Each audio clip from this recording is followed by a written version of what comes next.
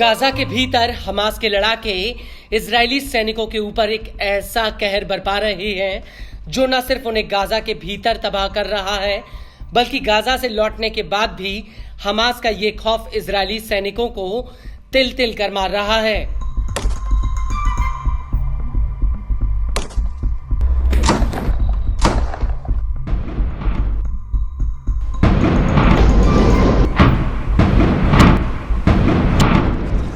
Hamas का खौफ Israeli सैनिकों के दिल और दिमाग पर इस कदर हावी है कि वो चैन से जी भी नहीं पा रहे हैं। वहीं दूसरी तरफ इजरायली फौज पहले ही सैनिकों की किल्लत से जूझ रही है।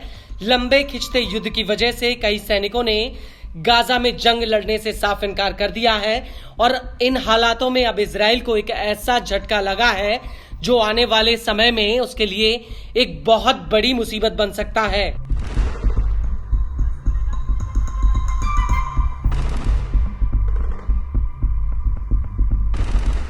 दरअसल पिछले 2 हफ्ते में कम से कम 5 इजरायली सैनिकों ने आत्महत्या कर ली है। ये वो सैनिक थे जो हाल ही में गाजा में लंबी लड़ाई के बाद घर वापस लौटे थे और इससे पहले 2024 में 21 इजरायली सैनिकों ने आत्महत्या कर ली थी और इनसे पहले 2023 के अंत में 7 इजरायली सैनिकों ने आत्महत्या कर ली थी और इस साल जनवरी 2025 से लेकर अब तक कम से कम 20 इजरायली सैनिकों ने खुदकुशी कर ली है।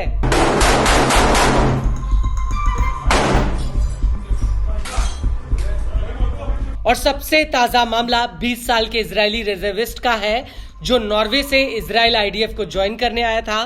करीब 1 साल से कम समय से पहले ही उसने आईडीएफ ज्वाइन की थी और वो अभी तक अपनी ट्रेनिंग में ही था।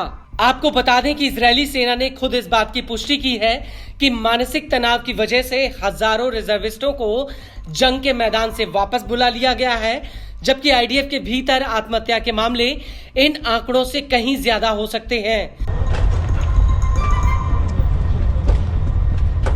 इजरायली न्यूज एजेंसी हारेट्स का कहना है कि 12 गैर सैन्य अधिकारियों की मौत के आंकड़े को इसमें नहीं जोड़ा गया है। वहीं इजरायली सेना के बीच हालात इतने खराब होते जा रहे हैं कि अब आईडीएफ को सैनिकों की भारी किल्लत से जूझना पड़ रहा है।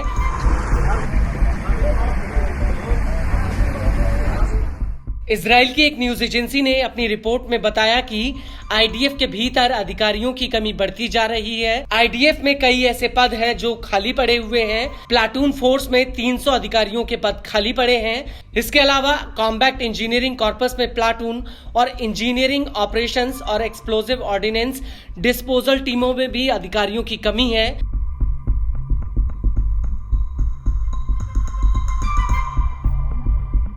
रिपोर्ट के मुताबिक आईडीएफ में खाली पड़े पदों के अलावा 7,500 ऐसे जवान हैं जो अपनी ड्यूटी पर नहीं लौटे हैं। इसके अलावा 2,500 कॉम्बैट सपोर्ट सैनिकों की कमी है, जिससे इजरायली सेना के ऊपर भारी बोझ पड़ रहा है।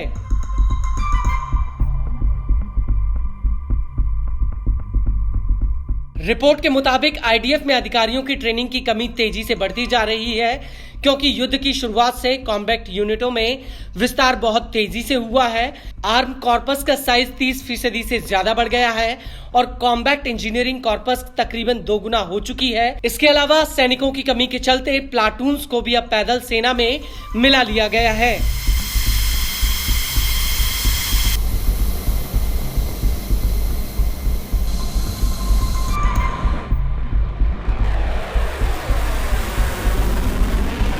आईडीएफ में हालात इतने खराब हो चुके हैं कि इजरायली सेना ने ट्रेंड कमांडरों की कमी की वजह से नियमित और रिजर्व यूनिटों में ऐसे अधिकारियों की नियुक्ति शुरू कर दी है जिन्होंने अपनी जरूरी ट्रेनिंग तक पूरी नहीं की है।